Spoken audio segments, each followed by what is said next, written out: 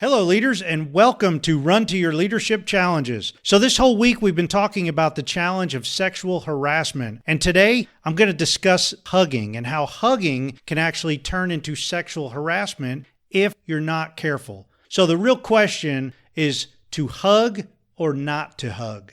So before I start, let me just say Happy Valentine's Day to all of you out there. I hope you get the opportunity to spend it with the people you love, or at least someone who is very, very special to you.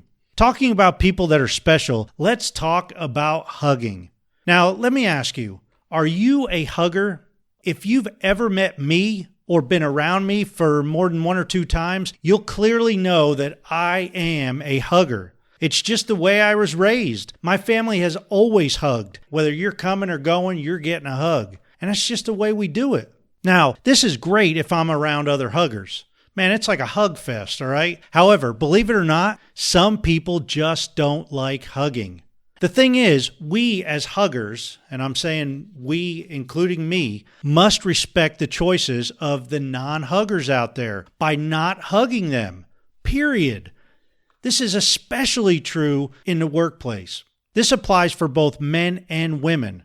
Heck, at my church, I've known people for a long time, and some of them just have come right out and told me that they just don't like hugging. And I have to restrain myself from not hugging them. But sometimes I do hug them. But for the most part, I restrain. I'll go in for the hug and sorry, forgot you don't like to hug. And I just leave it at that. Now, in your organization, my advice is not to hug unless you've established some type of agreement with that person. Be safe and ask first. And if you're a guy hugging a woman, do the old-fashioned sideways hug thing.